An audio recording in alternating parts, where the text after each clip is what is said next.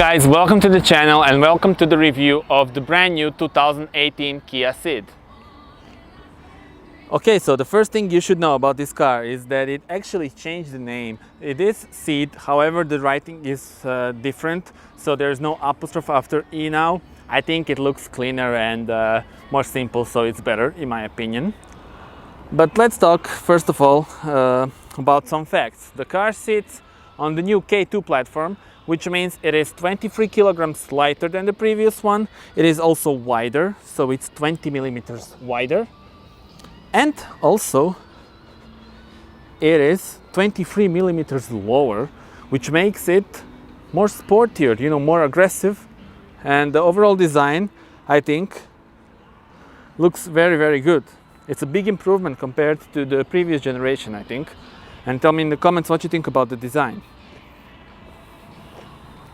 On the front, you have, of course, here, tiger nose mask, they call it like that. It is similar to the one on the Kia Stinger and looks very nice here. Then you have these LED lights. They have very nice daytime running LEDs. And overall, front, thumb up. If we move on to the side, you will see that this car sits on the 17-inch wheels, which are of course better option and more expensive. Of course, I think a lot of buyers will decide to go for 15 or 16-inch wheels because of course it's cheaper and maybe more comfortable to drive. Okay, so we saw the car from this angle and let's now move it for you to see the rear. Okay, so this is the back of the car. We have this nicely illuminated LEDs. This shape here sort of reminds me of the ones on the Niro, the small SUV model. And yeah, you can see here the new sign. So it's the Kia Ceed without the apostrophe. One of the things that I also like here is the fact that every model has the real exhausts, which is pretty rare these days, unfortunately. So yeah, that's a big plus. But the thing that Kia is maybe even the most proud of is the trunk space. So you have this huge trunk. It's 395 liters. It's almost 400, which is crazy for this segment of cars.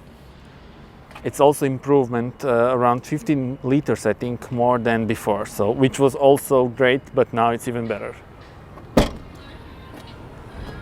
This car has this nice blue color and buyers will have the option of 12 different colors.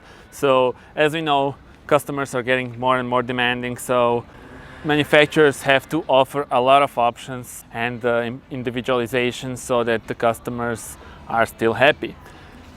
So the car is actually designed in Kia's design center in Frankfurt in Germany, and that's why it has this, let's call it the European design, which I think looks nice. Okay guys, so we saw the exterior of the car and now it's time to move on inside and see what's new here.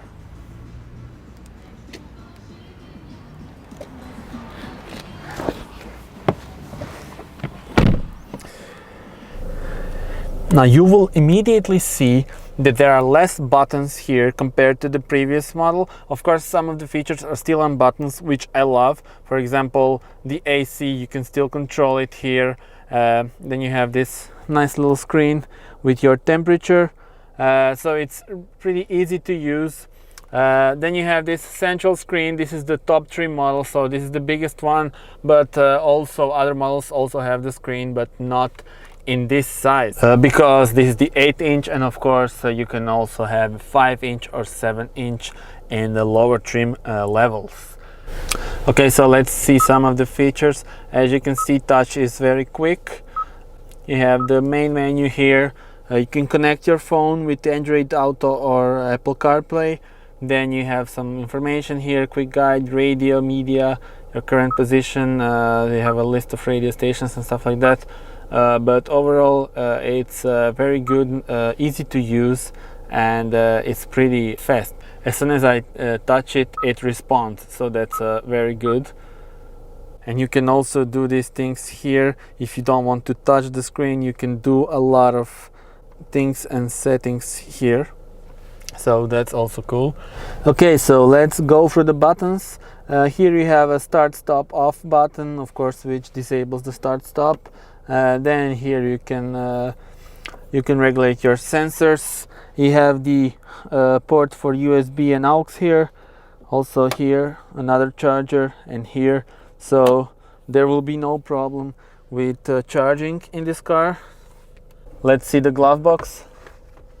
Okay, decent amount of space here.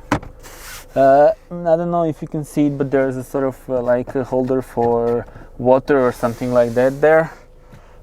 You have cup holders here. I use them for my GoPro.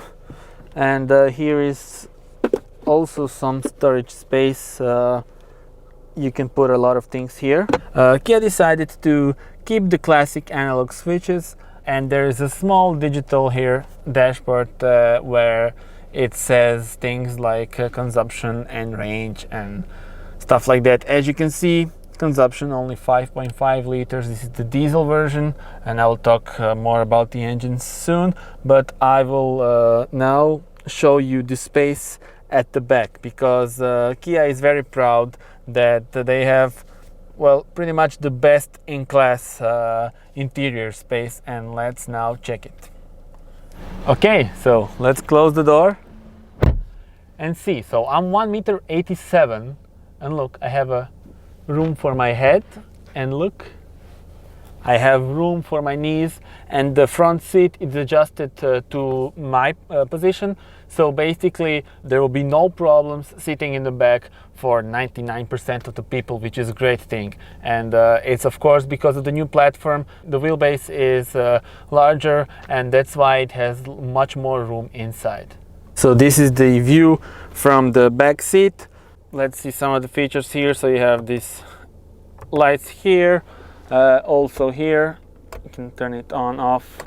Okay, so let's talk about the engine options. You have the first engine option, it's 100 horsepower petrol engine, naturally aspirated. Then you have a 1 liter 3-cylinder turbocharged engine with 120 horsepower. And there's also a 1.4 liter turbo petrol with 140 horsepower. If you love diesels, then you have the 1.6 liter diesel, and this is the version with the diesel engine. It has 115 horsepower, and it drives very nice and has a low fuel consumption. And here you can see the engine. So 1.5 liter diesel. Comes in two variants, so this is the 115, and there is also a version with 136 horsepower. Okay, so let's see how does this car drive.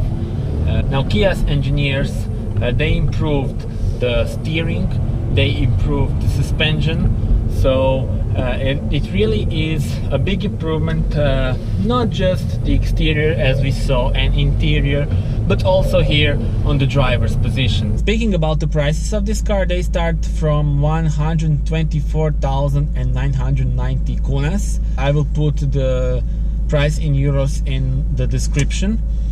And then this is for the first engine, the 100 horsepower petrol engine.